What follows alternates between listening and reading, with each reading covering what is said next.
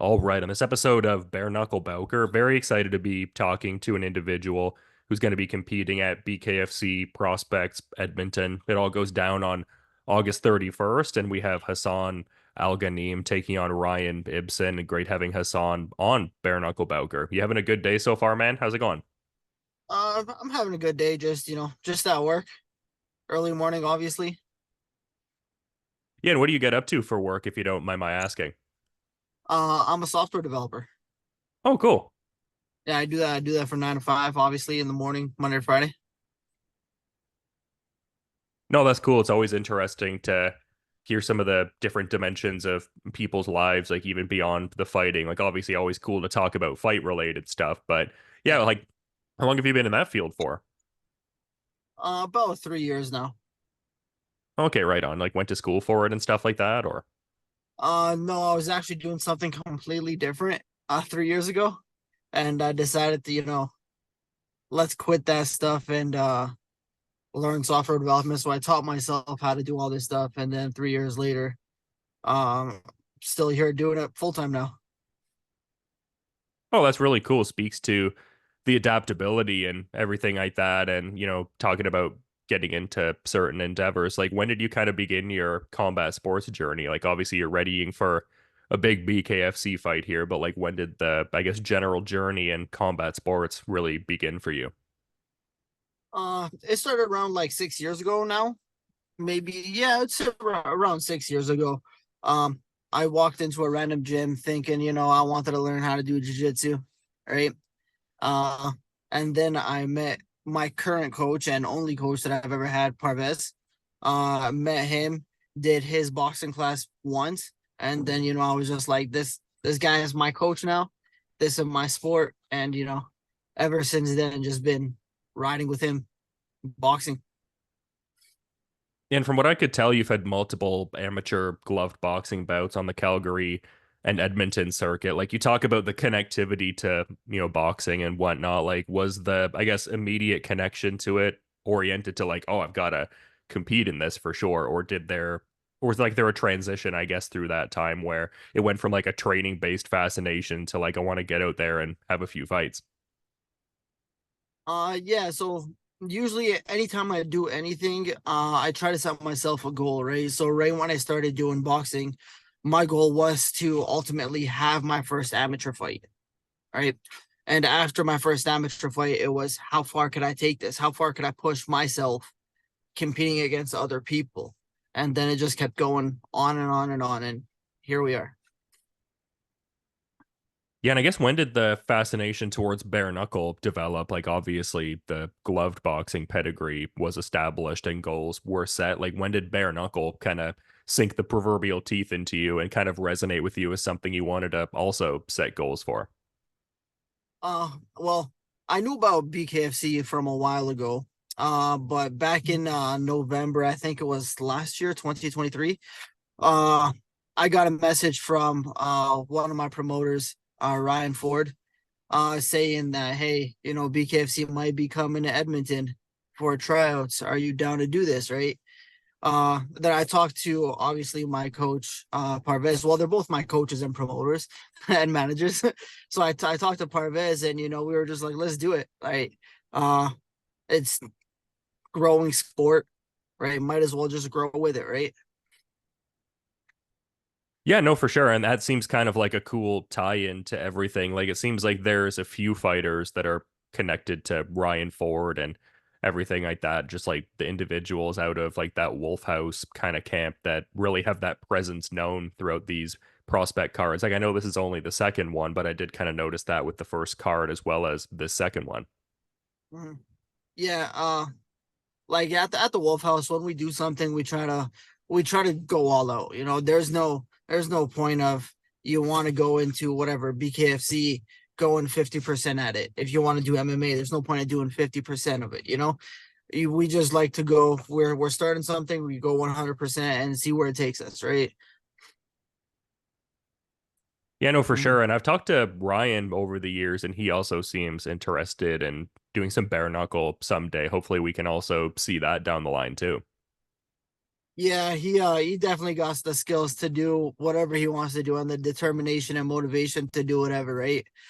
He's gone from boxing to MMA and possibly back to boxing and maybe MMA fights in the future. I don't know, right?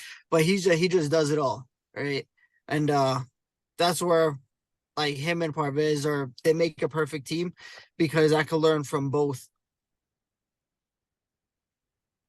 Yeah, and it must be also cool to, I mean, maybe not like direct work per se being had, but like one of those Ryan Ford helmed kind of fighters that I referenced earlier. Also, in the main event for the card, Drew Stuve. So it must be cool to kind of have that dynamic as much as it's an individual sport in a competitive sense, just like multiple people from the same gym, same event, same goal, etc. Yeah, yeah. His last name is actually Drew Stuvo, not Stuvie, Stuvo. Oh, okay. Yeah, just FYI.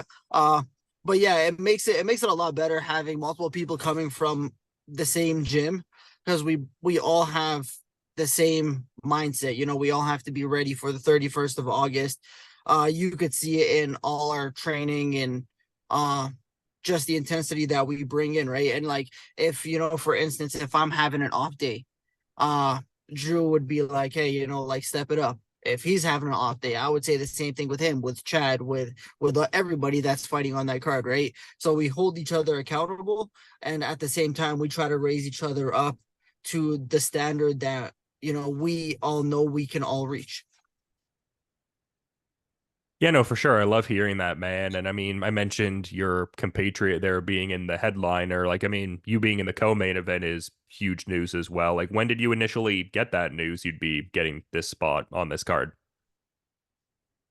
Uh, honestly, right, my Parvez was kind of give it like hinting me, obviously with my last fight, that kind of went viral with the knockout and whatnot. So Parvez was kind of hinting that it might be main event, co-main event, or one of the featured belts, right? He was hinting that they would probably offer me one of those spots, and luckily enough, it was the co-main event. So better than being on the undercard, you know. Yeah. Yeah, it did seem to get a lot of attention, like not only from fans who love the BKFC product, but I saw the current welterweight champion, Austin Trout, commented on a clip of the debut win. So that's huge also. That is a big thing. Well, for me, it is a big thing because I watched Austin Trout. So even before I started boxing, I was watching Austin Trout. When he fought, Cotto, when he fought Canelo, he's a big name in the boxing world, right? If you don't know who Austin Trout is, you're living under a rock, pretty much, right? So having a person like him and the current, champ, commenting on my stuff, messaging me and talking and all that stuff, it's giving me more motivation, getting the recognition and just being in the eyes of people like that. Yeah, and obviously a lot to talk about with the upcoming fight, but I feel like I'd be remiss if I didn't get some thoughts from that debut because obviously the knockout really picked up traction online, but just so many aspects to it, like it being the first BKFC card they did in Canada. Like, what were the main takeaways from that bare knuckle debut against Dalton Shtybel, rather? So my thoughts on that first fight, uh, that was the only second. So Chad Lucanis, he's a training partner of mine. We've only ever fought on a card once before. All right. We're teammates. We've been teammates throughout our whole entire boxing career. We've only fought on one card before together. That was our second one, right? So having me getting a finish and him getting a finish in the dominant fashion that we both did was like it was a really good I don't know how to explain it. It was a really good feeling. Both of us accomplished our goal and we both wanted to obviously get finishes that night. Uh and getting the traction that I did from that knockout, uh, you know, I was trading that specific combination because from studying film and all that stuff, I knew that combination would land. I even have clips of me training with one of my pad holders, G. constantly throwing the exact same punch. And I even said in that clip saying, this is gonna put him out. And sure enough, the exact same combination is the combination that put him out. Yeah, I love that calling your shot. Yeah, yeah, it comes with its time and experience. Yeah, no doubt. It was just cool. There seemed to be a lot of attention media wise, even heading into it. Like I saw you had like some CBC Edmonton interviews like a bit over a week before the fight. So, cool to see that kind of aspect as well. Like it seems like it really kind of resonates with that market. Like I remember talking to David Feldman over the years and we'd kind of talked a bit about it. And I was like, yeah, I feel like the regulatory landscape in Canada, I could definitely see these shows happening in Alberta, at least to begin. They're, I guess, encroaching into the Canada market. And he was like, yeah, I could see Canada being like the number two market for us in the world beyond America, obviously. Yeah, luckily the market here was pretty fitting with the whole BKFC bare knuckle boxing kind of thing, right? Uh yeah, I think it'll fit pretty good. Last fight or last card, we sold out the whole entire event, right? People were trying to resell their tickets for thousands of dollars, and some people were buying those tickets for thousands of dollars. So it just shows how much Alberta and Canada needs to be involved with BKFC and bare knuckle boxing, because it is a big market out here. Yeah, and I was seeing in one of the articles kind of leading into this second BKFC fight, and it kind of touched on a bit of a talking point that sometimes exists with people that want to do bare knuckle. Like sometimes it's a thing where, people will try it out and they're like, oh, I don't know that this is really for me. I might go back to the gloves. Like, what was it about, that performance where you really felt like so many boxes were checked off where you were like, oh, I can really make a run at this, or like feeling like you had the, I guess, aptitude or adaptability for bare knuckle, I suppose. Uh the thrill. It was just the thrill having thousands of people watching, in person, obviously. Probably millions watching at home through like Fubo TV, YouTube, all the live broadcasters and all that stuff, the app. Just the thrill knowing that, I'm performing out there for the world. Like that alone made me want to just continue doing this, right? Uh and like the dirty boxing style that is incorporated within BKFC or in bare knuckle boxing, it's something that I like to do anyways. So the transition wasn't really too hard, right? Yeah, no, for sure. And yeah, I mean, it seems like a perfect discipline for you. Like within that same article I was referencing, you were talking about how like your, I guess, primary message just through all of this is to really get that performance of the night and to lock in like more of a long-term kind of BKFC contract. I would think if you had like even a similar performance to, what happened last time out, that would be a very real possibility and everything. It seems very much within your reach. Yeah, yeah. I mean, uh, from the last fight, the podcast that happened the week after the fight, Feldman said, "Hey, he just wants to see me one more time. Then he's going to offer me a contract, right? So make the same performance, give him no reason not to give me a contract, right? So Yeah, and I'm curious to ask about this too, because I mean, bare knuckle is such like a new sport in a sense. Like you could tell people have like really begun in the last few years to develop a certain fight IQ. But I mean, in martial arts and combat sport in general, things are even always evolving in a certain sense, like even in the well established kind of combat sports. Like, what would you say, if anything, you do differently in a bare knuckle camp as compared to, say, what you would do preparing for a gloved boxing fight? uh obviously you're not wearing gloves, right? So there is no guard. You could put your hands up and try to guard punches. You can only guard so much, right? There's a saying in boxing: if the person has a high guard, just go around the guard or go to the body, the areas that are not covered, right? In bare knuckle, nothing is covered except where your hands and possibly your elbows are, right? So you it's a lot of head movement, a lot of knowing where the punches are coming from, a lot of anticipating what your opponent is going to be throwing instead of just, hey, I'm blocking punches kind of thing. You know what I mean? It seems interesting too. It seems like the real big, I guess, defensive measure would even just be like the footwork and general Yeah. movement outside of range. Like even the idea of parrying doesn't seem as prevalent in bare knuckle as compared to gloved boxing either. Yeah, well, the speed of the punches are a little bit faster, obviously, because there is no extra weight on your hands. Uh, and with the speed comes in a little bit more of explosiveness. So if you try to parry a punch and you constantly just reach for the same parry, the person might do something different, like fake a jab, go with a lead hook instead, kind of thing, right? And you might get knocked out. Yeah, no, for sure. Just interesting to, hear that from different fighters. Like it's just, like I Mhm. said, kind of fun to see the, I guess, methodologies of different people and the, I guess, fight IQ and approach kind of develop and even kind of vary between fighters. But, talking about this upcoming fight here, I mean, someone who kind of in a similar position and as far as like their 1-0 in the BKFC, like I guess like one of the questions before maybe I get into the specifics of his resume, because I know some fighters can kind of like get into the tape study and really, I guess, study their opponents even in a broader sense. Like I remember I talked to the flyweight champ Christine Faria, and she's like, I know like every aspect of the person's life. Like I just get real into the nitty gritty of it. But then some people are kind of like, like I have a general idea, but I kind of leave it to my coaches and I'm more focused on, I guess, my individual approach and being adaptable with where the fight might go. Like, what's your approach in that sense? My approach, it's the same approach I have for a majority of my fights. It's like a 50-50. Obviously, I do my due diligence, and if there is any film study the film, see what's going on, right?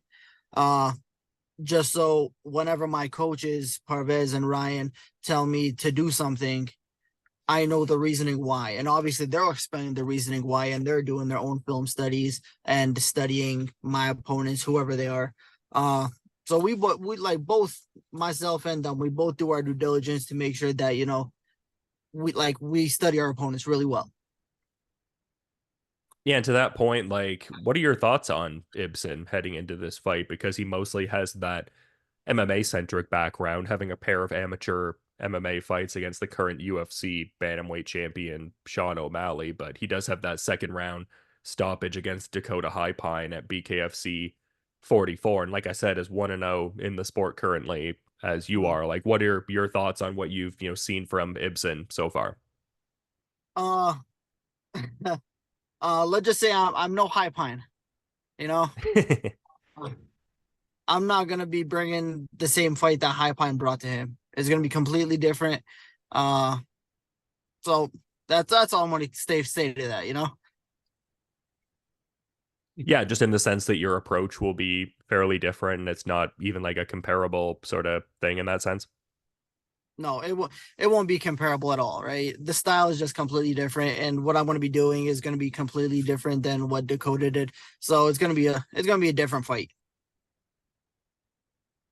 Yeah, no, for sure. It'll be a very interesting one. Like I definitely was excited seeing the announcement and everything. Just I feel like you guys kind of match up to where it could be a very exciting fight and just in the sense of seeing where, everyone's kind of progressing. Like it's one of those classic like someone's Mhm. O has got to go. I mean, barring a draw, obviously. I guess that's Yeah, probably the only thing that could step outside of that, but it's always good to see, a couple undefeated rising stars in the sport throw down. yeah, yeah. Obviously, me and my teammates, we never shy away from a fight, and my coaches as well. We never shy away from any fight, right? So, regardless of if somebody is, excuse me, 5-0, 1-0, what it doesn't matter what their record is. If they throw the contract my way, we're signing the contract, we're sending it back. All right. It doesn't matter who I'm fighting. It doesn't matter where. That's how we were brought up in the Wolfhouse. We just fight. That's all we're gonna do.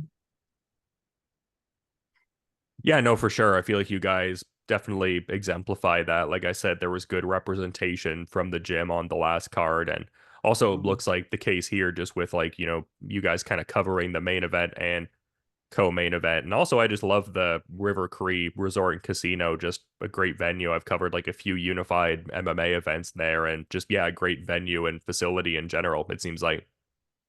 Yeah, they do a good job. They do a good job, and obviously the production of BKFC as well. Just I bring it to a next level. Yeah, no, love to see it, man. And I feel like you're going to be bringing it to a next level beyond that first fight. Really excited to see the sophomore effort in bare knuckle boxing. But I do appreciate the time, Hasan. I also do want to be mindful of what you're getting up to for the rest of the day. So, to that point, is there maybe a final parting thought you were wanting to add as we're kind of wrapping up? I appreciate you making the time. Uh, yeah, the rest of the day, just gonna go back to work. Yeah, go back to work. Go back to work for a couple more hours and then go right back into training. Uh, yeah, and then that's pretty much my day. Go home, go to sleep, do it again. I guess I'm kind of slipping one more in, but I mean, you talk about working in the software industry. Like, how many people in your workplace know about your, bare knuckle efforts? Because I think some people who have an outsider perspective might see a certain kind of interesting contrast in that, almost to say the least.